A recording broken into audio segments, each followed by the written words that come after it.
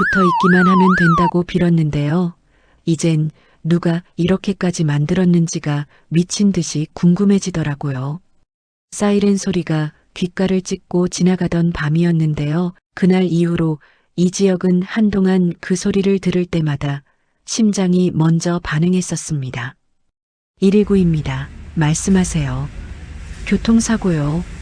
택시랑 트럭이, 뒷좌석에 할머니 두 분이 피가, 목격자의 떨리는 목소리가 밤 공기를 가르던 순간 김다정과 조옥래는 서로의 손을 꼭 붙잡고 뒷좌석에 쓰러져 있었어요. 안정제 맞고 누워있던 김다정은 그 순간에도 단 한 가지 생각만 했습니다. 애들 어떡해. 자기 몸보다 집에 있을 아이들 걱정이 먼저 떠오르는 사람답게요. 시간은 그날 하루를 기묘하게 흩어놓고 있었는데요. 어머니와 둘이 처음으로 제대로 차려입고 백화점 한 바퀴 돌던 날이요. 옷가게 거울 앞에서 어머니가 턴 한번 해봐라. 멋지다. 멋지다 하면서 저를 빙글 돌게 만들고 어머니 너무 비싸요. 환불해야 할 것 같은데 하면서도 얼굴은 반쯤 웃고 있었죠. 어머니는 내 사전에 환불은 없다. 오늘만큼은 호사 부려보자. 내 생일 챙겨준 건 늘 너였지. 오늘은 내가 너 챙길란다. 30년 며느리한테 뒤늦게 말 꺼내던 그 미안함이랑 고마움이 다 좋았다, 다 이뻤다라는 한마디로 다 묻어나오던 순간이었는데요. 둘이 그렇게 웃으면서 백화점을 나서던 그때 도로 위를 훑듯이 천천히 지나가던 흰 트럭 한 대가 어디선가부터 조용히 따라붙기 시작했었죠. 그게 나중에 이렇게까지 큰 일이 될 줄은 그때는 아무도 몰랐던 거고요. 하필이면 이렇게 좋은 날 사고가 나고 말았어요. 교통사고 환자 두 분 의식 없으십니다. 응급실 문이 열리고 들것 두 대가 거의 동시에 밀려 들어왔습니다. 한 팀은 김다정을, 다른 팀은 조옥래를 담당했어요. 그 시각 회사에서 급한 화상회의를 준비하던 이지혁의 휴대폰이 거칠게 울리기 시작했습니다. 형, 큰일 났어. 전화기 너머에서 이지환이 거의 울먹이는 소리로 소리쳤어요. 형, 엄마랑 할머니 교통사고 났대. 지금 병원에 실려갔어. 의식이 없대. 머리가 텅 비는 느낌이 들었어요. 야, 무슨 소리야. 어느 병원인데? 서울대병원. 수빈이가 먼저 연락받았는데 지금 택시 타고 가고 있어. 형, 바로 와야 돼. 알았어. 무슨 일 생기면 곧바로 전화해. 이 지역은 이미 회의실을 뛰쳐나오고 있었습니다. 대표님, 이 시의 관리 이사님이랑 화상회에 있으십니다. 비서가 뒤에서 부르며 붙잡았지만 그는 한 번 돌아보지도 않았어요. 제발 괜찮으셔야 돼요. 하지만 병원 응급실에서 들은 의사의 첫마디는 그 바람을 산산이 깨버렸습니다. 보호자분이세요? 김다정님, 조옥래님 보호자? 예. 아들입니다. 두 분 모두 큰 교통사고를 당하셨고요. 다행히 도착하자마자 응급수술 들어가서 이제 겨우 고비 하나 넘긴 상태입니다. 살아계신 거죠? 의사가 단호하게 대답했습니다. 예. 둘 다 아직 숨붙어 있습니다. 다만 앞으로가 더 중요하니까 긴장 늦추면 안 됩니다. 그 말에 다리가 풀리듯 주저앉으면서도 이지혁은 동시에 이상한 감정을 느꼈어요. 살아있어줘서 다행인데 이건 그냥 운 나쁜 사고라고 하기엔 너무 이상하다. 그 느낌은 곧 구체적인 의심으로 바뀌게 됩니다. 며칠 동안 병원은 정말 작은 전쟁터 같았습니다. 하루에도 몇 번씩 경보음이 울리고 누군가는 울부짖듯 이름을 부르고 또 누군가는 의사에게 매달려 이것저것을 물어보고 있었는데요. 그 복도 한가운데에서 이지혁은 늘 같은 자리, 같은 표정으로 서 있었습니다. 조옥래는 중환자실에서 한동안 의식을 찾지 못하고 누워 있었고 김다정은 뇌출혈에 갈비뼈 골절, 장기 손상까지 겹쳐서 수술실을 몇 번씩 오가는 위태로운 상태였습니다. 의사 설명대로라면 살아있는 게 기적이라고 해야 할 정도였죠. 어머니, 김다정님 수술 잘 끝났고요. 현재는 의식은 없지만 호흡은 유지되고 있습니다. 의사가 그렇게 말해줬을 때 이지혁은 다리에 힘이 풀리는 느낌이 들었습니다. 죽었다는 말만 아니면 그 뒤에 어떤 말이 붙든 다 감수할 수 있을 것 같았거든요. 살아있다. 그 사실 하나만으로 버티던 며칠이 지나가자 이번에는 다른 질문이 고개를 들기 시작했습니다. 근데 누가 이런 꼴을 만들었냐? 몸이 겨우 목숨을 붙잡고 있는 동안 지역의 머릿속은 점점 더 시끄러워지고 있었어요. 시간이 좀 지나면서 김다정의 상태는 아주 서서히 좋아지고 있었습니다. 염증 소견도 줄어들고 수술 부위도 잘 아무는 중이라고 했죠. 그런데도 김다정은 의식을 찾지 못한 채 늘 깊게 잠겨 있는 사람처럼 누워 있었습니다. 눈꺼풀은 가끔 미세하게 떨리지만 부르거나 손을 잡아줘도 반응이 없었어요. 차트를 살펴보던 전공의가 중얼거리듯 말했습니다. 이상해요. 저 정도면 한 번쯤 깨실 법도 한데. 그 말을 이지혁이 놓칠 리 없었죠. 의학적으로 설명 안 되는 겁니까?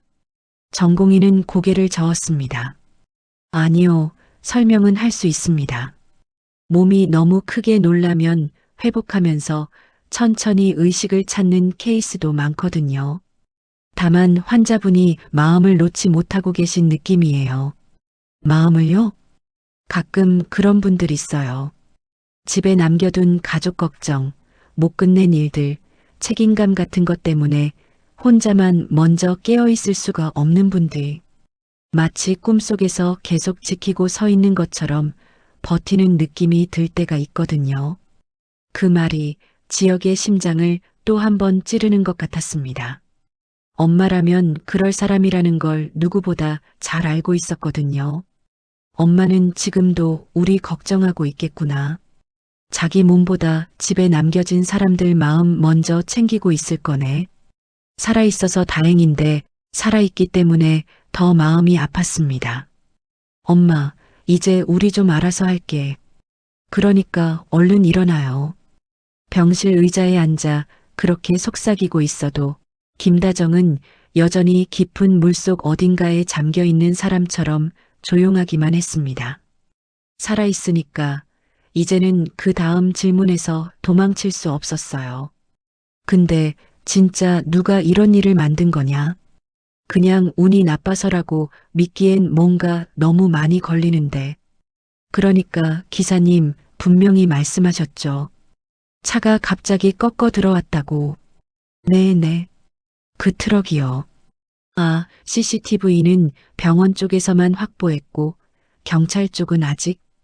양복 차림에 명찰을 단 걸 보니 보험사 직원 같았습니다. 그냥 스쳐 지나갈 수도 있는 이야기였는데 뒤이어 나온 한 문장이 이지혁의 발을 딱 멈추게 만들었어요. 기사님이 그러셨잖아요. 그 트럭이 신호 2번 전부터 계속 뒤에 붙어 있었다고요. 그게 그냥 우연이냐고요. 딱 그 문장이 마치 누가 못 박듯 지혁의 가슴에 박혔습니다. 계속 뒤에 붙어 있었다고? 잠시 고민하다가 결국 조심스럽게 그 남자에게 다가갔어요. 실례합니다. 남자가 흠칫 돌아봤습니다. 네. 아, 예.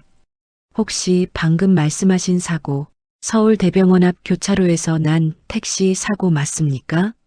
남자의 눈이 커다랗게 뜨였습니다. 유가족분이세요? 김다정, 조옥래 보호자입니다. 아들입니다. 남자는 찜찜한 표정과 억지 미소를 동시에 지어 보였습니다. 아, 안 그래도 조만간 한번 찾아뵈려고 했습니다. 정말 안타까운 사고였어요. 안타까운 건 나중에 듣고요. 이지혁이 말을 잘랐습니다. 트럭이 계속 뒤에 붙어 있었다고 하셨죠? 보험 직원은 잠시 망설이다가 결국 작게 한숨을 쉬면서 말을 이었습니다. 예. 기사님이 그러셨답니다. 신호 대기할 때마다 일부러 같은 차선에 서고 다른 차선 비어 있어도 안 끼어들고 뭐 그럴 수도 있겠지 싶긴 한데 기사님 말로는 계속 신경 쓰였다고 하시더라고요. 사고 직전에는요? 택시가 직진하려고 가는데 트럭이 갑자기 옆에서 끼어들려고 하다가 각도 잘못 맞춰서 뒤를 들이받은 걸로 되어 있습니다. 근데 그 타이밍이 좀 애매하긴 해요. 애매하다니요? 직진 신호가 완전히 들어오기 전에 살짝 먼저 움직였다고 해야 하나. 경찰은 그냥 부주의라고 봤는데 제가 보기엔 과하게 따라붙은 건 맞아요. 기사님도 그 점을 계속 이상하게 여기시고요. 그 정도 얘기를 듣고 나니 이 지역의 머릿속에는 더 이상 단순 사고라는 단어가 떠오르지 않았습니다. 신호 2번 전부터 같은 차선에 붙어 있었다고? 다른 차선 비어 있는데도 굳이 뒤를 따라오고 직진 신호도 완전히 뜨기 전에 먼저 움직였다고? 건조한 설명 하나하나가 마치 누군가 일부러 만든 패턴처럼 느껴졌어요. 누가 왜 우리 택시를 찍었나? 그 질문이 처음으로 선명한 형태를 갖기 시작했습니다. 그때였습니다. 뒤에서 조용히 다가온 손이 그의 팔을 톡 잡아 끌었어요. 지은호, 너 여기서 뭐해? 우진이 수술경과 좀 더 보고 가려고요. 선배도 여기 있을 줄 알았죠. 요즘 병원이 선배 집이잖아요. 억지 농담을 던지듯 말했지만 목소리 끝에는 피곤과 걱정이 그대로 묻어나 있었어요. 지은호는 살짝 고개를 돌려 보험사 직원을 한번 힐끔 보더니 다시 이지혁에게 시선을 돌렸습니다. 무슨 일인데요? 표정이 더 안 좋아졌어요. 트럭이 사고 나기 훨씬 전부터 우리 택시 뒤를 따라 붙어 있었다더라. 이지혁이 낮게 설명하자 지은호의 얼굴에서도 금세 긴장감이 올라왔습니다. 그게 그냥 우연이냐고 기사도 이상하게 여겼대. 잠깐의 침묵. 복도 끝에서 누군가 울부짖는 소리가 희미하게 섞여 들어왔어요. 지혁은 주먹을 움켜쥔 채 말했습니다. 처음엔 그냥 운이 나빴다고 생각했는데 이제는 누군가가 일부러 이렇게 만든 건 아닌지 자꾸 의심이 들어. 그 말을 하는 내내 머릿속엔 이미 한 사람 얼굴이 떠오르고 있었죠. 사람을 숫자로 계산하고 체면과 이익을 위해라면 타인의 삶쯤은 가볍게 밀어버리던 얼굴. 아직 이름을 입 밖으로 꺼내진 않았지만 둘 다 누군지 알고 있는 얼굴이었어요. 지은호가 이지혁의 팔을 더 꼭 잡았습니다. 선배 혼자 다 알아내려고 하지 말아요. 그 말이 생각보다 더 깊이 박혔습니다. 지금까지 늘 혼자 해결하는 쪽에 익숙한 사람한테는 더더욱요. 어떤 답이 나올지 몰라도 같이 들으면 덜 무서울지도 모르잖아요. 넌 우진이 때문에도 힘들잖아. 우진이는 우진이대로 선배 일은 선배 일대로 있는 거죠. 지은호는 힘없이 웃으며 말했어요. 사람 마음이 한 가지 일 때문에만 부서지는 건 아니더라고요. 이미 이것저것 다 섞여서 갈라져 있는 와중이라. 하나 더 생긴다고 크게 달라지지도 않아요. 농담처럼 말했지만 눈동자 깊은 데에는 진짜 피로와 슬픔이 가라앉아 있었습니다. 그리고 선배, 저도 이제 좀 배웠어요. 뭘? 어떤 사람들한텐 그냥 두면 진짜 끝까지 밟고 들어온다는 거요. 한 번 선 넘기 시작하면 그 다음부턴 제어가 안 되는 사람들. 입술 끝에서 자기도 모르게 고성이라는 이름이 스치고 지나갔습니다. 입 밖으로 내지는 않았지만 둘 다 이미 떠올리고 있는 얼굴이 같았죠. 그래서요. 지은호가 천천히 말을 이었습니다. 이런 일은 그냥 운 나빴다고 넘기면 안 되는 것 같아요. 살아있으니까요. 살아있으니까? 네. 만약 어머니가 할머니가 정말 그 자리에서 돌아가셨으면 우리 그냥 울다 지치고 끝났을 수도 있어요. 근데 아직 숨부터 있고 깨어나고 우리 눈앞에 다시 서실 수 있는 희망이 있잖아요. 그러면 누가 이런 꼴을 만들었는지는 끝까지 물어봐야죠. 우리 대신 누워 계신 거나 다름없는데. 그 말에 이지혁은 문득 고개를 떨궜습니다. 지금까지 살아있어서 다행이다에만 매달리고 있었는데 지은호 말대로라면 그 살아있음이 이제부터 시작될 추적의 이유가 되어야 할지도 몰랐어요. 살아있으니까 끝까지 갈 수 있는 거였죠. 이 사고는 그냥 살다 보면 한 번쯤 겪는 불행이 아니라 살아있는 한 끝까지 파고들어야 하는 사건으로 그날 밤 완전히 성격이 바뀌기 시작했습니다. 이지혁은 원래 뭐 하나 대충 넘기는 법이 없는 사람이었는데요. 회사에서도 엑셀 워크시트에 숫자 하나만 틀어져 있어도 혼자 밤새 셀을 뒤집어 보던 사람이었습니다. 이번에는 워크시트 대신 블랙박스를 들여다보기 시작했어요. 숫자 대신 자기 엄마와 할머니가 마지막으로 웃고 걷던 장면이 찍혀 있는 영상이었죠. 택시 회사 쪽과 경찰에 정식으로 요청해서 사고 당일의 블랙박스 영상을 받아낸 뒤 지은호와 함께 노트북 앞에 앉았습니다. 회의실도 아니고 병원 보호자 대기실 한 구석이었는데요. 낡은 소파 위에 노트북을 올려두고 둘이 거의 숨도 안 쉬는 것처럼 화면만 바라보고 있었어요. 긴장되네요. 지은호가 애써 웃으면서 말했는데 목소리가 조금 떨렸습니다. 이지혁은 짧게 숨을 들이쉬고 한숨처럼 내쉬더니 재생 버튼을 눌렀어요. 화면 속에는 처음엔 너무 평범한 도로 풍경이 펼쳐졌습니다. 오후 햇살, 파란 신호등, 천천히 건너는 사람들, 길가를 스치는 간판들. 그냥 서울 어딜 가도 볼 수 있는 지극히 일상적인 풍경이었죠. 그러다 백화점 정문 앞에 멈춰서는 택시가 화면 중앙에 잡혔습니다. 잠시 후 화면 왼쪽에서 김다정과 조옥래가 나란히 걸어 나오는 모습이 보였어요. 백화점 유리문이 열리고 새 정장을 입은 김다정과 그 옆에서 뭐라 잔소리하는 조옥래가 딱 잡혔습니다. 어머니, 지혁이 무의식적으로 중얼거렸습니다. 김다정이 문 쪽으로 다가가면서 택시기사에게 허리를 살짝 굽혀 인사하는 모습, 조옥래가 발판 조심하라고 입모양으로 잔소리하는 모습까지 다 보였어요. 음성이 섞인 블랙박스라 그 목소리까지 또렷하게 들려왔습니다. 서울대병원까지 부탁드릴게요.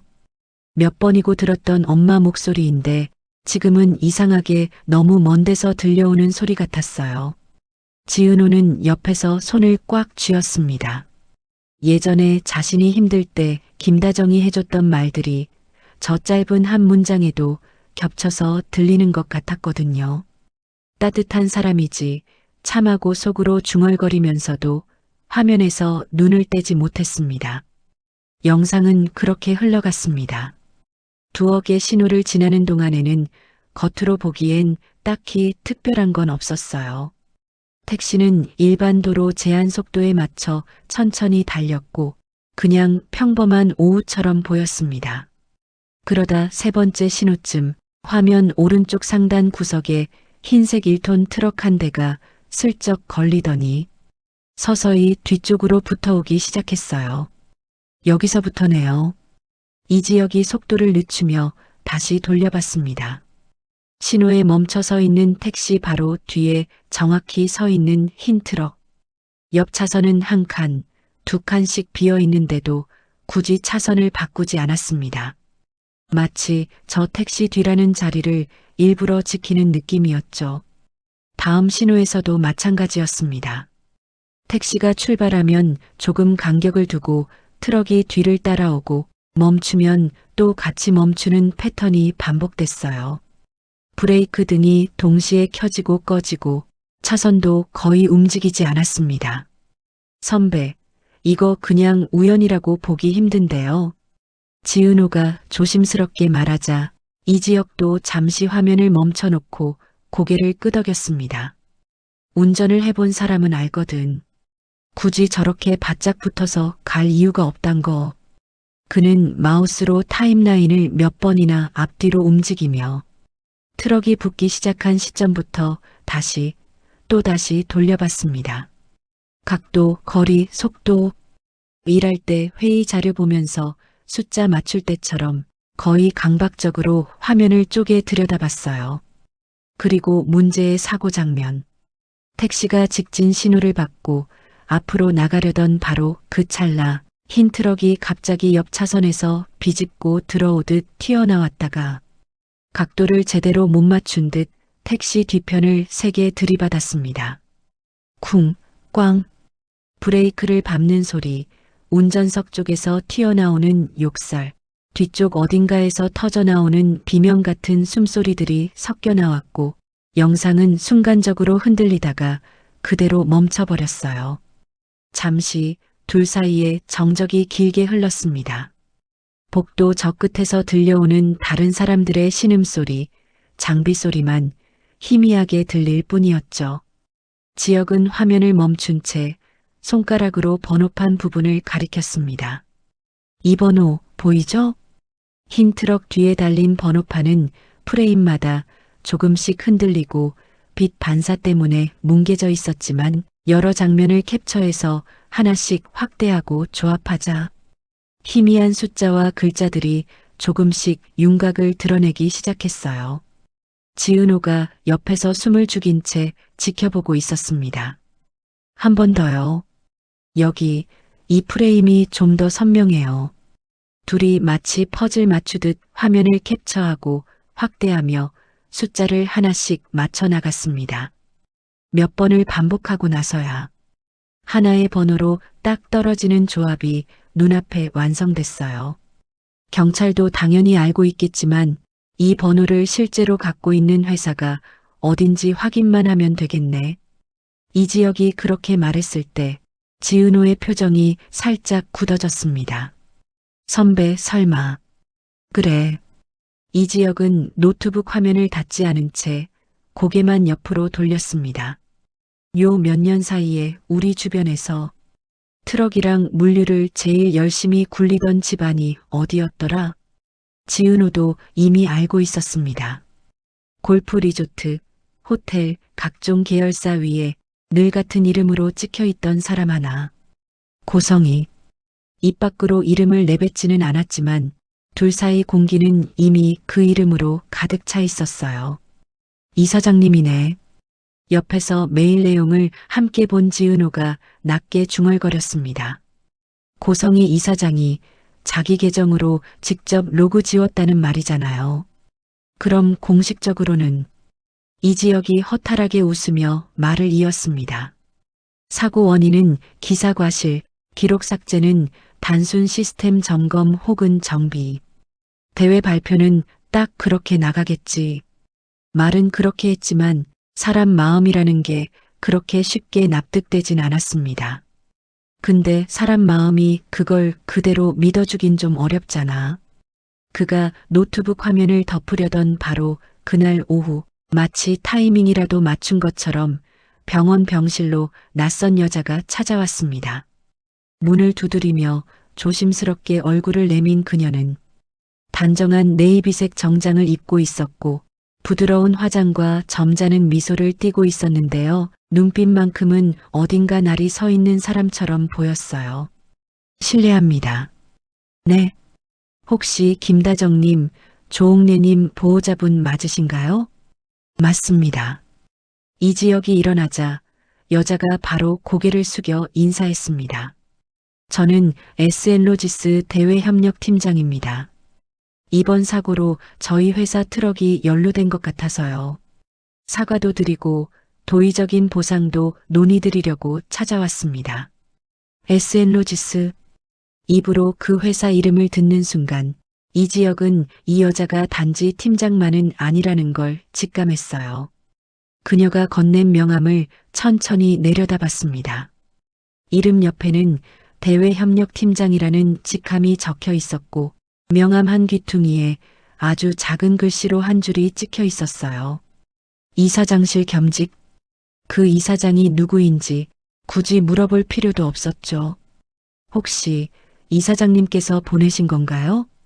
팀장은 미묘하게 눈을 피했다가 곧 다시 매끄러운 미소를 얼굴에 올렸습니다. 사고 소식을 듣고 많이 마음 아파하셨어요. 같은 지역이기도 하고 골프 리조트 고객으로도 인연이 있으시다고 하시더라고요. 저희 어머니 이름도 아시던데요? 이 지역이 가볍게 물었습니다. 아, 그건 기사에도 나오고 보험 서류에도 있고 그 전에 이미 알고 계셨던 건 아니고요? 그 질문에 팀장의 미소가 아주 잠깐 깨졌습니다. 입가가 살짝 굽고 눈동자가 어느 방향으로 가야 할지 순간적으로 갈 곳을 잃은 것 같았어요. 그런 말씀은 좀, 그 짧은 흔들림 하나로도 충분했습니다. 이 사람은 지금 분명히 누군가의 눈치를 보며 말하고 있었거든요. 그리고 그 누군가가 누군지 이미 안다고 느껴져서 더 기분이 나빴습니다. 사과는 나중에 차분히 듣겠습니다. 지금은 이 지역은 명함을 천천히 반으로 접었다가 다시 펴서 주머니에 넣으면서 말을 이었습니다. 누가 우리 택시를 찍었는지 그게 더 궁금하네요. 팀장은 그 말에 바로 대답하지 못했습니다. 입술이 한번 떨렸다가 그대로 꾹 다물렸어요. 병실 안에 잠깐 어색한 정적이 흘렀고 멀리서 기계음만 B-하고 울릴 뿐이었습니다. 결국 그녀는 돌아서면서 문간에서 고개를 살짝 돌려 조용히 한마디만 남겼습니다. 선 넘지 마세요. 그 말투에는 겉으로는 걱정이라 포장된 것 같은, 하지만 실제로는 경고에 가까운 냉기가 섞여 있었습니다. 그 한 줄이 오히려 더 큰 선전포고처럼 이 지역의 귀에 박혔어요. 아, 진짜 뭔가 있구나. 없으면 굳이 저 말을 남길 이유가 없지. 그날 이후로 트럭 뒤에 서 있던 이름 하나가 이제는 제대로 된 얼굴과 목소리를 가진 상대로 자리 잡기 시작했습니다. 그리고 이 싸움이 단순한 사고 처리 선에서 끝나지 않을 거라는 예감도 점점 더 선명해지고 있었고요. 이제 의심은 거의 확신에 가까워지고 있었습니다. 문제는 그 의심의 대상이 그냥 이름만 들어도 뉴스에서 볼 법한 고성의 이사장이면서 동시에 평생 친구 악성재의 엄마라는 점이었어요. 그 사실 하나가 이 지역의 발걸음을 조금씩 무겁게 만들고 있었죠. 성재와 처음 친구가 된 게 언제였는지 떠올려 보면 늘 학교 운동장을 같이 뛰어다니던 기억, 대학 시절 밤새 과제를 붙들고 라면 끓여 먹던 기억, 30 넘어서는 서로의 집에 들락거리며 부모님께 인사하던 기억들이 줄줄이 따라붙었습니다. 그 기억들 위에 내 엄마가 우리 엄마를 이렇게 만들었을지도 모른다는 생각을 얻는다는 게 솔직히 말해서 사람 할 짓인가 싶기도 했어요. 그럼에도 불구하고 의심은 어느 순간부터 선택이 아니라 사실상 의무처럼 되어버렸습니다. 트럭, 번호판, 로그 삭제, 팀장의 태도 하나하나가 고성의 쪽으로 가리키고 있었기 때문이었죠. 그래서 결국 맥주 한 잔을 사이에 두고 이 이야기를 꺼내야 하는 자리가 찾아왔습니다. 야, 오랜만이다. 이렇게 병원 말고 밖에서 보는 것도 사치네, 진짜. 조용한 동네의 작은 호프집. 예전 같으면 둘이 시끄럽게 웃으며 신메뉴를 시켜봤을 곳이었는데 오늘은 유난히 조용하고 어둡게 느껴졌습니다. 박성재가 맥주잔을 들고 부딪히며 웃어 보였습니다. 예전 같으면 허풍 섞인 농담을 쏟아냈을 얼굴인데 요즘은 웃음 뒤에 피로가 덕지덕지 붙어 있는 게 눈으로 보였어요. 할머니는 어떠시냐? 조금씩 좋아지고 있어. 이지혁이 짧게 웃으며 대답했습니다. 엄마는 아직도 깨어나진 않으셨고 그래도 살아계시잖아. 성재가 단번에 말했어요. 우리 집은 맨날 죽는다, 죽는다 소리만 듣다가 또 어느 날 멀쩡히 일어나서 회장님 회의에 나가신다. 말은 웃기게 했는데 거기에는 고성이를 향한 복잡한 감정이 묻어 있었습니다. 존경, 피로, 두려움, 체념 같은 게 뒤섞인 감정. 둘은 한동안 일부러 가벼운 얘기만 골라서 했습니다. 회사 얘기, 우진 수술 얘기, 영나 웹툰 연재 얘기까지. 영나 그 작품, 이번에 꼭 완결 보고 싶다는데? 완결 보려면 내 엄마 허락부터 받아야 하는 거 아니냐? 그러니까 문제지, 그게. 둘은 웃으면서도 농담 끝마다 고성의 그림자가 어렴풋이 드리워지는 걸 부인할 수 없었습니다. 맥주가 한 잔, 두 잔 넘어가고 안주 접시는 절반쯤 비어갔을 때쯤 결국 꺼내야 하는 이야기가 남았습니다. 야, 성재야. 평소보다 조금 더 낮은 톤으로 부르는 목소리에 성재가 잔을 내려놓고 고개를 들었습니다. 응? 너희 쪽 물류 계열사 이름이 에스엘로지스 맞지? 그 순간 성재의 눈빛이 아주 미세하게 달라졌습니다. 장난기가 쏙 빠지고 일할 때 쓰는 차가운 눈빛이 살짝 떠올랐어요. 잠깐 뜸을 들이다가 대답했습니다. 맞지. 근데 그걸 왜 아? 눈치 빠른 편인 그는 곧바로 머릿속에서 사건과 연결시켰습니다. 혹시 그 트럭? 이지혁은 말 대신 휴대폰을 꺼내 택시 블랙박스에서 캡처해둔 번호판 사진을 보여줬습니다. 내가 이걸 왜 알고 있어야 되는지 솔직히 나도 모르겠는데. 조금 떨리는 농담을 던지며 화면을 밀어주자 성재는 핸드폰을 받아 한참이나 바라봤습니다. 숫자와 글자를 확인하는 그의 눈이 조금씩 좁혀지더니 잠시 후 작게 욕을 내뱉었습니다. 야, C2번호, 회사용 트럭 맞다. 누구 명이냐? 회사 명이지.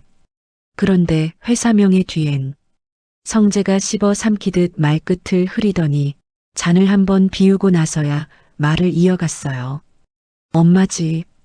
에스엘로지스, 회사, 명예, 엄마.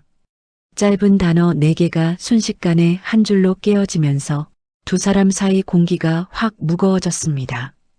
한동안 둘 다 말을 잃었어요. 멀리서 틀어놓은 TV 소리랑 옆 테이블 사람들이 떠드는 소리가 이상하게 다른 세상 소리처럼 들렸습니다. 엄마한테 물어봤냐? 이지혁이 조심스럽게 입을 열었습니다.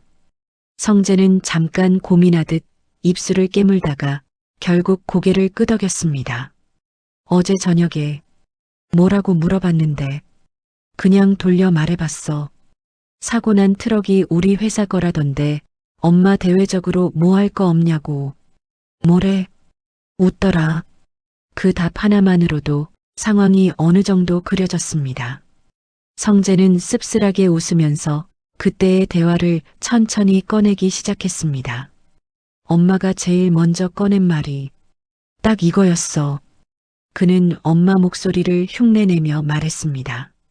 사고라는 게 원래 그렇다. 평생 차 몰면서 무사고인 사람이 몇이나 되겠니? 그래서 내가 한마디 했지.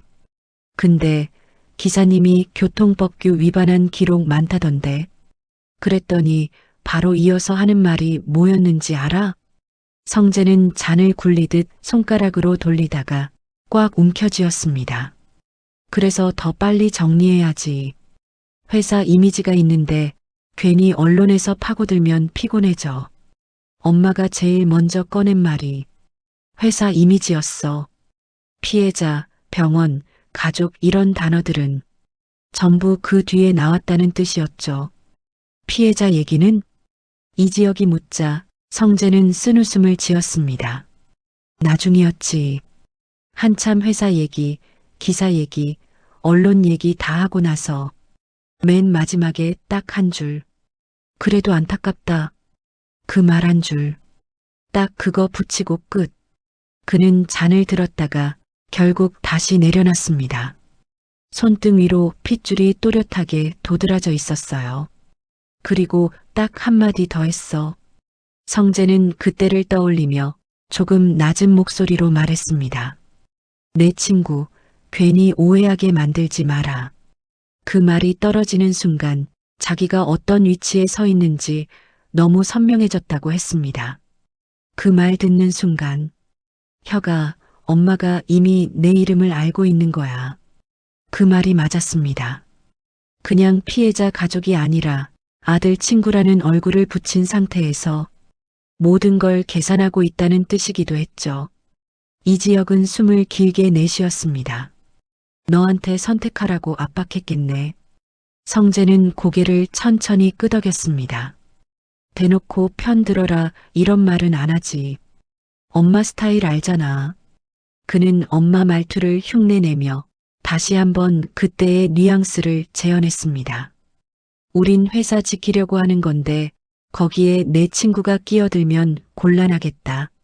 말은 이렇게 안 했지만 느낌은 딱 그거야. 이 말 속에는 넌 어디 설 거냐는 질문이 이미 포함돼 있었습니다. 성재가 한참을 침묵하다가 갑자기 고개를 들고 물었습니다. 야, 혁아. 너 솔직히 말해봐. 엄마가 일부러 그런 사고 만든 거라고. 진짜 믿는 거냐? 그 질문은 친구라서 할 수 있는 마지막 질문이었습니다. 남들이면 절대 못 묻는 굉장히 위험한 질문이기도 했고요. 이지혁은 맥주를 한 모금 삼켰습니다. 쓴맛이 목을 타고 내려가면서 속까지 쓰려지는 느낌이 들었지만 그래서 오히려 솔직해질 수 있었어요. 지금은 그가 천천히 입을 열었습니다. 일부러 만들었을 수도 있다고 생각하지. 단정은 안 해? 바보가 아닌 이상 단정은 못하지. 그는 씁쓸하게 웃었습니다.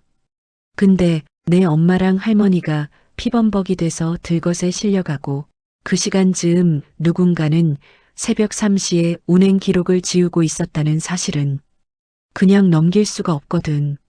성재는 말을 잃었습니다. 단 한마디도 못했어요.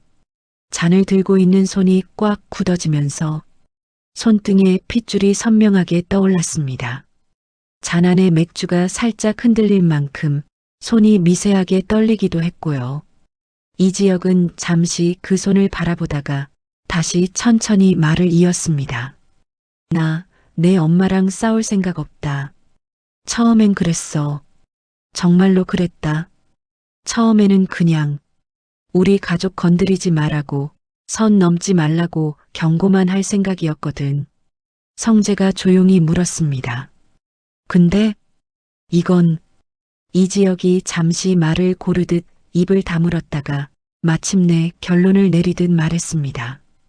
경고로 끝낼 일이 아닌 것 같아서 그 말은 곧 여기서 한 걸음 더 나아가겠다는 선언이기도 했습니다. 성재는 한참을 침묵했습니다. 맥주잔, 테이블 위 소스 자국, 사람들 발소리만 눈에 들어올 뿐 아무 말도 떠오르지 않았어요. 한참 뒤에야 마지막 한마디를 짜내듯 겨우 입을 열었습니다. 영남한 건들지 마라. 목소리가 조금 갈라졌습니다. 제발. 이지혁은 그 말을 듣고 조금 오래 눈을 감았다 떴습니다. 영란은 이사장님이랑 별개로 볼게. 짧지만 분명한 대답이었습니다. 둘은 그 말 이후로 각자 다른 방향을 보며 술을 마셨습니다. 한 사람은 자기 엄마를 의심하는 친구로, 다른 한 사람은 친구의 엄마를 의심하는 사람으로 같은 테이블에 앉아 있으면서도 둘 사이에 보이지 않는 선이 하나 생긴 느낌이었어요. 그 선이 앞으로 어디까지 벌어질지, 언제 완전히 끊어질지 아무도 알 수 없었지만 어쨌든 그날 밤 두 사람은 친구와 친구의 엄마 사이에서 서로 다른 방향으로 조금씩 기울기 시작했습니다. 사고가 난 지 일주일쯤 지나던 날이었습니다. 병원 복도 공기는 여전히 눅눅하고 무거웠지만 그날만큼은 이상하게 색이 조금 달라 보였어요. 점심시간이 조금 지난 때였는데요. 보호자 대기실에 넋나간 얼굴로 앉아있던 가족들 앞에 간호사가 숨을 고르며 뛰어왔습니다. 보호자분 김다정님이 잠깐 눈을 뜨셨다가 다시 주무셨습니다. 그 한마디가 복도 공기를 통째로 바꿔버렸습니다. 처음엔 귀를 의심했어요. 눈을 떴다고요?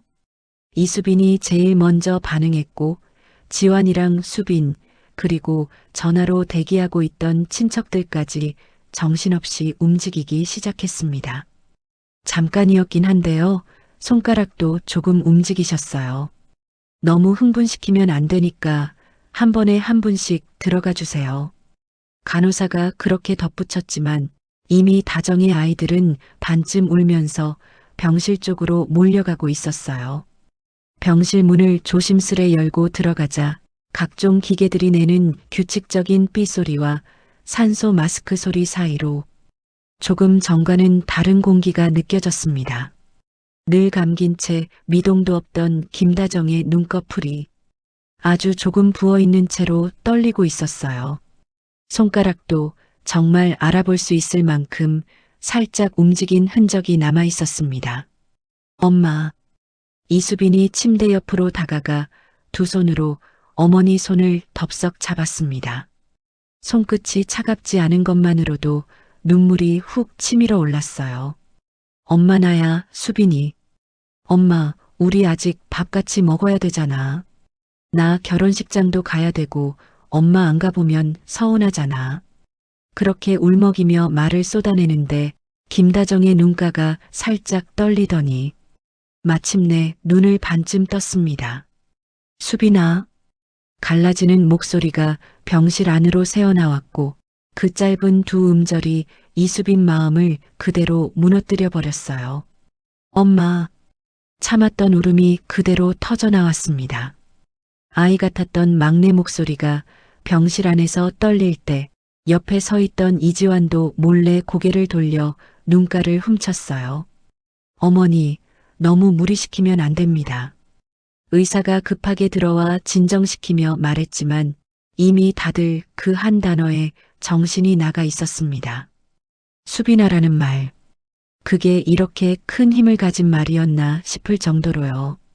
김다정은 잠깐 눈을 떴다가 아주 짧게 아이들의 얼굴을 훑어보듯 바라보더니 곧 다시 깊은 잠속으로 빨려 들어가듯 눈을 감았습니다. 그 순간마저도 마치 나 괜찮으니까 너무 울지 마라 하는 사람처럼 입꼬리가 아주 살짝 올라가 있는 것 같았어요.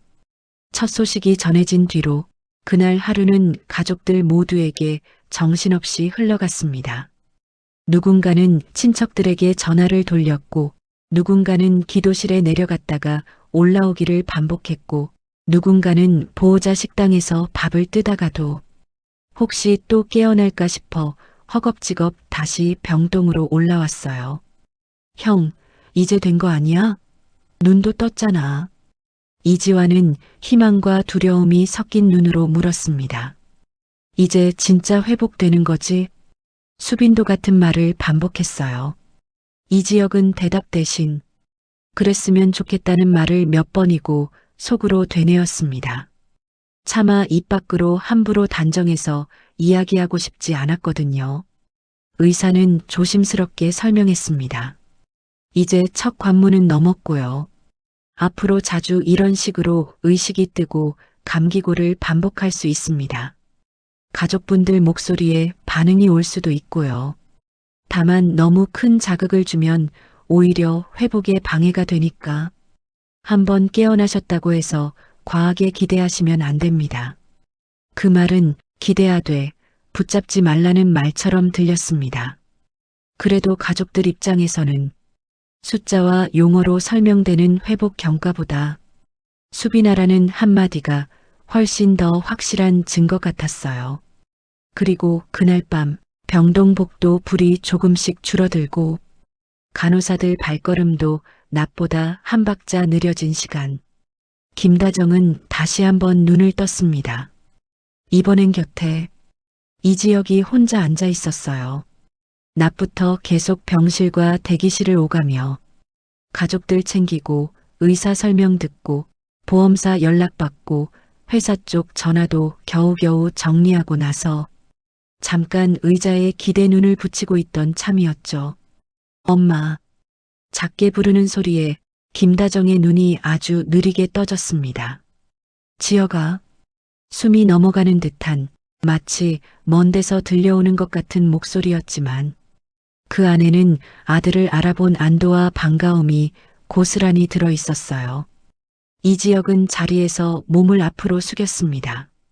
엄마, 괜찮아요. 수술 잘 됐대요. 이제 천천히 회복만 하면 된다고 했어요. 김다정은 눈을 반쯤 뜬 채 아들의 얼굴 윤곽을 더듬듯 바라봤습니다.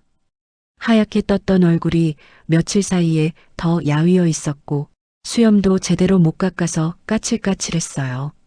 피곤해 보인다. 엄마 입에서 나온 첫 평가가 그거였다는 게 참 김다정다운 일이기도 했습니다. 엄마가 무슨... 이지혁이 웃다가 목이 메었습니다. 여기 누워 계신 분이 할 말은 아닌 것 같은데요.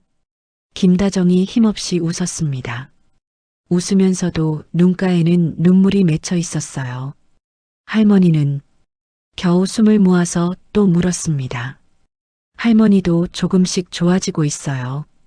할머니가 엄마 욕 많이 하시겠더라. 그는 최대한 가벼운 목소리로 이어갔습니다. 내 며느리 왜 이렇게 사람 놀래키냐고. 내 생일 챙겨주던 년이 먼저 죽기만 해봐라. 저승 가서도 잡는다고. 김다정이 코끝을 찡그리며 작게 웃었습니다. 그 웃음에는 또 그런 소리 하셨구나 하는 익숙함과 그래도 살아계시구나 하는 안도감이 함께 들어 있었어요. 미안하다. 잠시 후 그녀 입에서 가장 먼저 나온 말은 또 사과였습니다. 뭐가요? 사고 난 게 엄마 잘못도 아닌데 뭘. 아니야. 김다정이 숨을 고르며 겨우 말을 이었습니다. 내가 택시 타자고 해서. 그 말에 이지혁은 바로 고개를 저었습니다. 택시 아니었어도 버스 타다가 사고 났을 수도 있고 길 건너다가 사고 났을 수도 있죠. 그러니까 그런 말 하지 마요. 괜히 자기 탓하지 말고. 김다정은 아들의 말에 조금 안심한 듯 조금 더 미안한 듯 애매한 표정을 지었어요. 둘은 잠깐 조용히 서로를 바라보고 있었습니다. 침대 위엔 여전히 수술 자국 때문에 붕대가 감겨 있었고 기계는 꾸준히 수치를 표시하고 있었지만 그 잠깐의 눈맞춤 속에는 살아있다는 사실 하나만으로도 충분한 위로가 있었어요. 그러다가 김다정의 눈동자가 살짝 흔들리더니 어디 먼 곳을 보는 사람처럼 초점이 흐려졌습니다. 혀가. 네. 그녀가 천천히 입을 열었습니다. 백화점 앞에서 택시 타기 전에 이지혁의 등줄기를 따라 차가운 기운이 한 줄기 흘러내렸습니다. 응. 흰 차 한 대가 우리 바로 옆에 서 있었거든. 그 말에 지혁의 눈이 순간적으로 흔들렸습니다. 흰 차요? 이미 블랙박스 영상 속 안에서 봤던 흰 1톤 트럭과는 다른 느낌의 승용차를 떠올리게 하는 말이었어요. 응. 김다정이 아주 천천히 기억을 더듬듯 말을 이었습니다. 택시 잡으려고 인도 쪽에서 서 있었는데 우리 옆 차선에 흰 차 한 대가 와서 딱 섰어. 창문을 살짝 내리고 우리를 아니 아마 기사 아저씨를 본 것 같았는데. 기사를요? 응.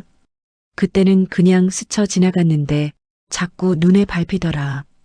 이지혁의 심장은 이미 어떤 얼굴 하나를 떠올리고 있었습니다. 어떤 사람이었어요? 잘은 기억이 안 나는데.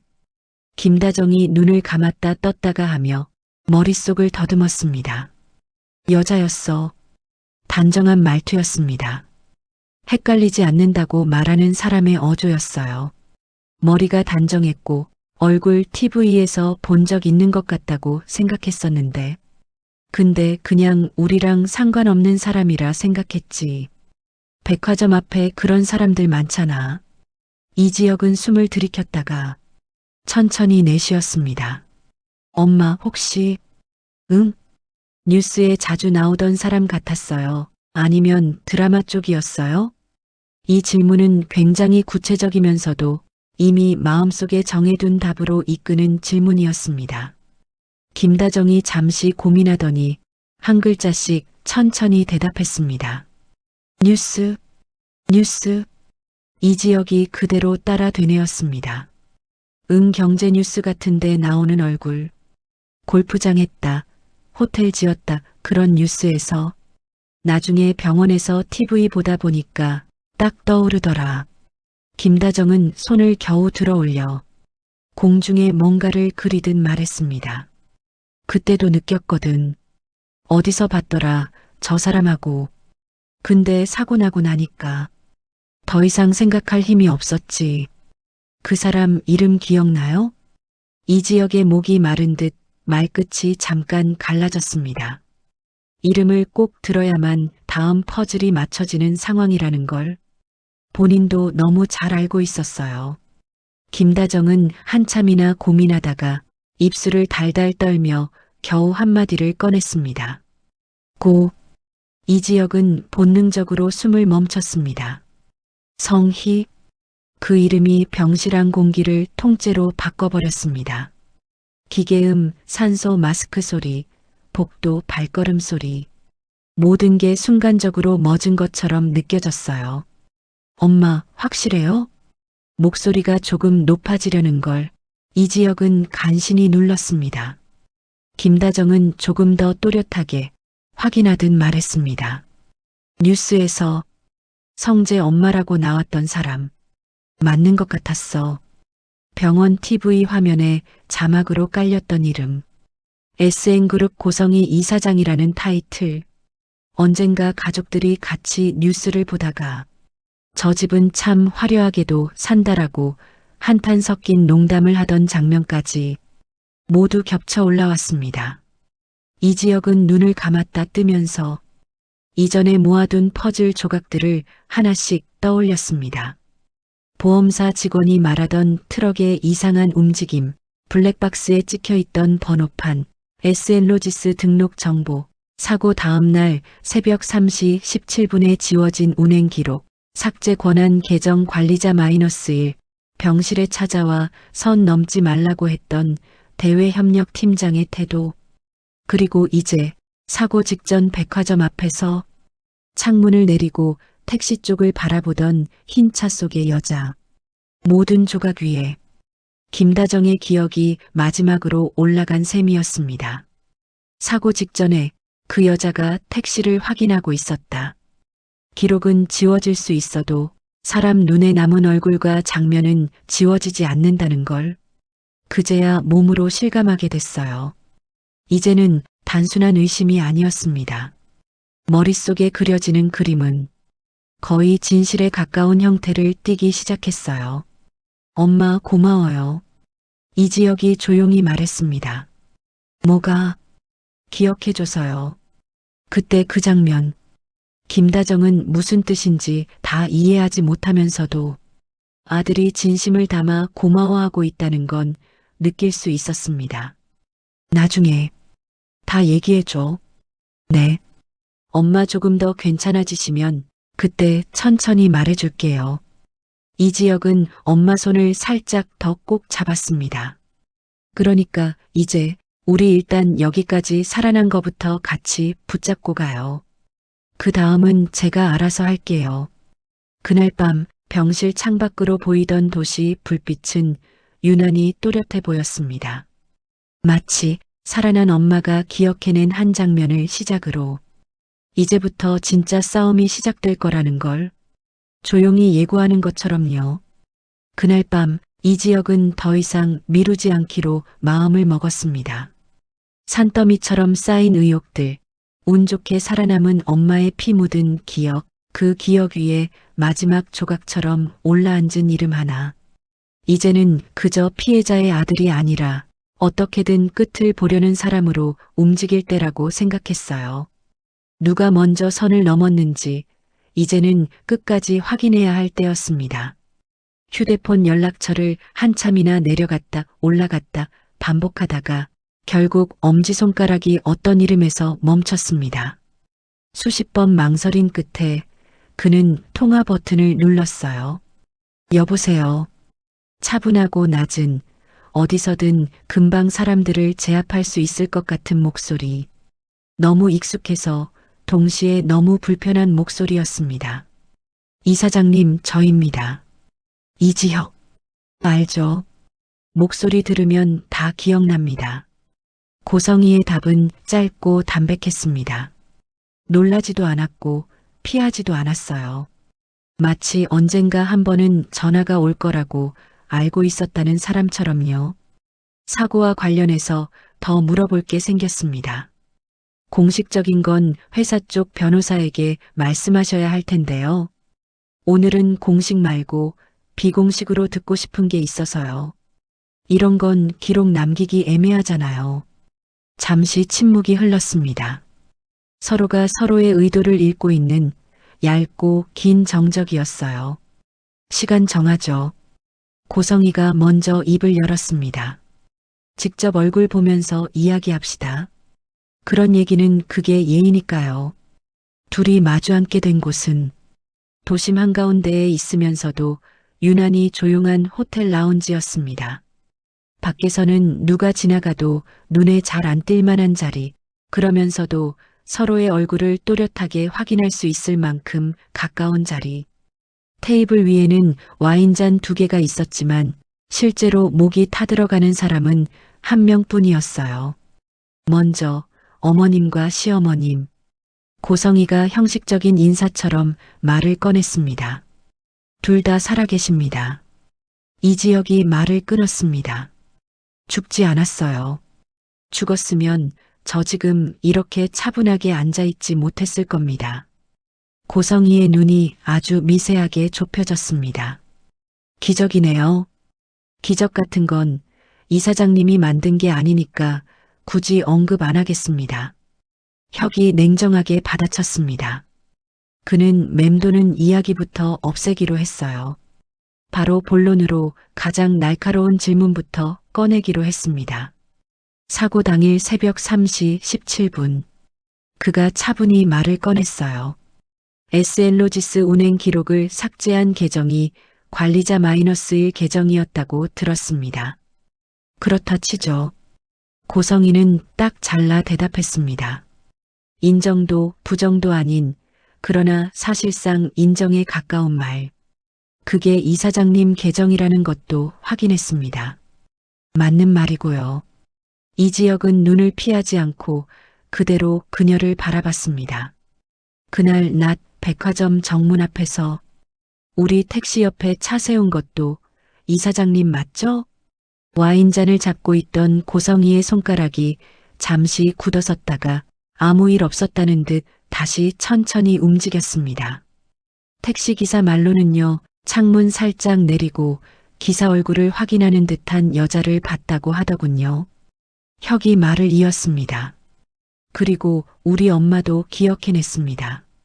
뉴스에서 자주 보던 얼굴이라고. 고성희는 아무 말도 하지 않았지만 그 침묵이 이미 대답의 절반을 말해주고 있었어요. 이사장님이셨죠. 길지 않은 정적.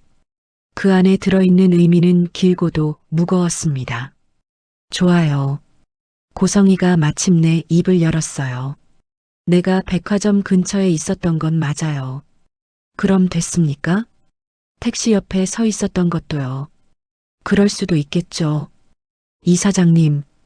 이지혁의 목소리가 한 톤 낮아졌습니다.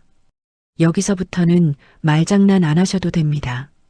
제가 알고 싶은 건 딱 하나거든요. 물어보세요. 그날 그 트럭이 우리 택시를 따라가도록 만든 사람이 이사장님이냐는 겁니다. 질문이 떨어진 뒤 라운지 안의 공기가 묵직하게 가라앉았습니다. 잔잔하던 잔향, 음악 소리, 사람들의 낮은 대화가 순간 멀어지는 느낌이었어요. 고성희가 먼저 시선을 거두지 않은 채로 입을 열었습니다. 사람이요, 살다 보면 선택해야 할 때가 옵니다.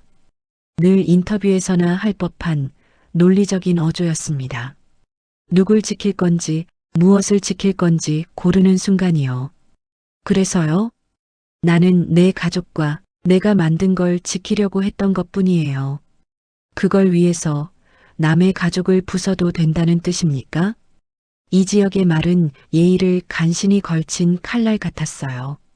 그렇게 말하면 너무 잔인하게 들리네요. 실제로 잔인하지 않습니까? 둘 사이 온도차는 점점 더 커지고 있었지만 목소리는 오히려 더 낮고 고요해졌습니다. 나는요, 내 엄마를 죽이려고 한 적은 없습니다. 고성이가 단호하게 말했습니다. 애초에 그 택시 뒷좌석에 내 엄마와 할머니가 탈 줄도 몰랐고요. 뭐라고요? 순간 혁의 눈빛이 흔들렸습니다. 전혀 다른 방향에서 들어온 말 같았거든요. 나는 기사 얼굴을 확인하러 갔던 겁니다. 기사요? 우리 쪽 물류일을 한번 망친 사람이었어요. 고성이가 고개를 조금 기울였습니다. 문제 많은 기사였고 조용히 처리해야 할 사고 하나를 이미 냈던 사람. 근데 그날 또다시 우리 라인 쪽에 등장했길래 직접 확인하러 갔던 거죠. 그래서요. 그래서 난 그 택시가 거기까지 가는 동안 어디서 어떻게 사고 날지는 몰랐어요. 그녀의 말투는 이상하게 솔직했습니다. 감정이 아니라 사실을 나열하는 사람처럼 단지 위험한 조합이라는 건 알고 있었을 뿐이고요. 위험한 조합? 혁이 되짚어 말했습니다. 위험한 기사와 위험한 정보 몇 개를 알고 있는 집안. 고성이의 눈빛이 잠시 더 날카로워졌습니다. 가끔 세상은요, 우연한 사고라는 이름으로 불편한 것들을 정리해 줍니다. 그 말은 직접 시키지는 않았다고 말하면서도 사실상 알고 놔뒀다고 인정하는 말이나 다름없었어요. 그러니까 그냥 놔둠으로써 이렇게 될 걸 알고 있었다는 말씀이네요. 예상을 했던 것뿐입니다. 그녀가 답했습니다. 정확한 시각까지 알았던 건 아니고요.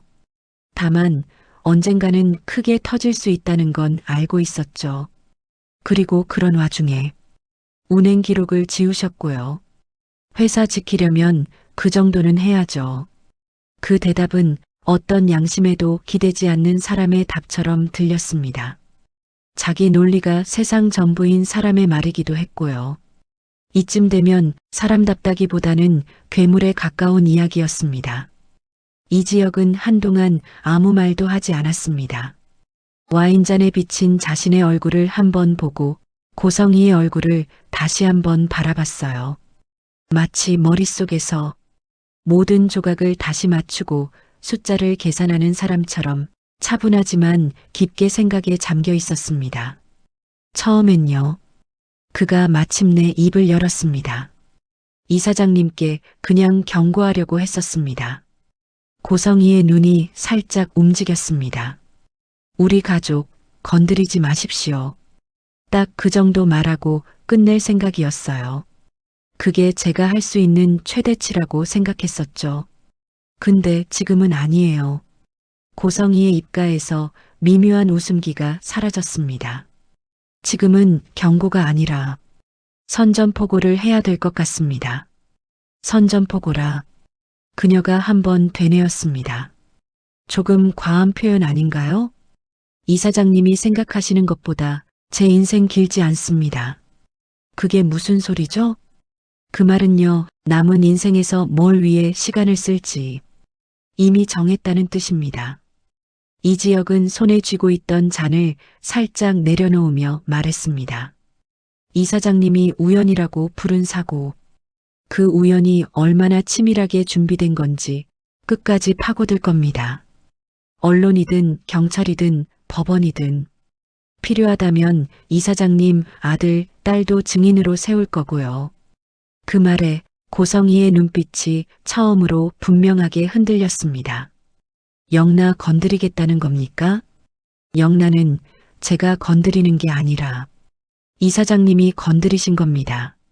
무슨 그날 오토바이 사고요. 혁이 끊었습니다. 이한이랑 영나 거의 죽을 뻔했던 그 사고, 그게 아직도 우연이었다고 생각하세요? 고성이는 바로 대답하지 못했습니다. 세상에 우연한 사고가 얼마나 많은데요. 겨우 그런 말이 나왔습니다. 근데 이상하게 이지혁이 차분하게 말을 이었습니다. 그 우연이라는 것들이 전부 이사장님이 지키고 싶은 사람 옆에서만 일어나죠. 라운지 안조명이 둘 사이 중간을 비추고 있었지만 실제로는 완전히 다른 세계에 서 있는 두 사람처럼 보였습니다. 저도 이제 선 안 지킵니다. 이지혁의 눈빛이 단단해졌습니다. 우리 엄마, 할머니 살아있습니다. 그래서 더 끝까지 갈 수 있습니다. 죽음 뒤에 울다 포기하는 사람이 아니라 살아있는 사람들의 분노로 끝까지 버틸 거예요. 지혁 씨, 고성이가 처음으로 조금 낮아진 인간적인 목소리로 그의 이름을 불렀습니다. 복수로 인생 다 쓰면 마지막에 남는 게 뭐라고 생각해요? 적어도요, 혁이 조용히 웃으며 말했습니다. 그때 가만히 있지 말 걸 하는 후회는 안 남겠죠. 후회는요, 언제나 나중에 찾아옵니다. 이사장님이 제일 잘 알 겁니다. 그 말은 칼날 같았지만 동시에 아주 담담하게 떨어졌습니다. 둘 사이 대화는 거기까지만 이어졌습니다. 누가 더 이기는 말을 하느냐가 중요한 자리가 아니었어요. 이미 각자 어떤 길로 걸어갈지 정해버린 사람들끼리 마지막으로 방향만 확인한 자리였으니까요. 라운지를 나와 밤 공기를 들이마시는 순간 이지혁은 이상하게도 조금 가벼워진 느낌이 들었습니다. 가장 어려운 선택을 내리고 나면 그 뒤부터는 그냥 걸어가기만 하면 되잖아요. 불안은 남아있지만 방향은 명확하니까요.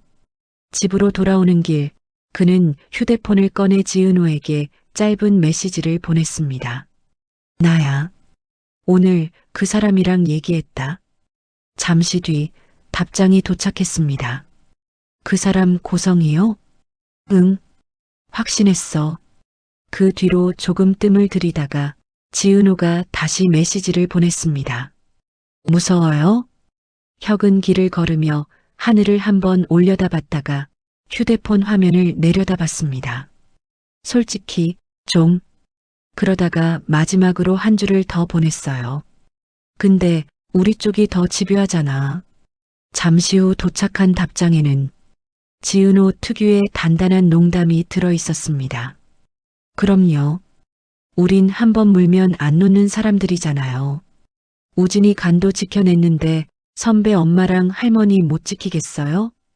그 문장을 읽으면서 이지혁은 문득 생각했습니다. 그래, 우린 이미 한번 이겨본 사람들이야. 한우진의 간 이식도 처음엔 절대 불가능해 보였지만 수많은 눈물과 선택 끝에 결국 해낸 일이었잖아요.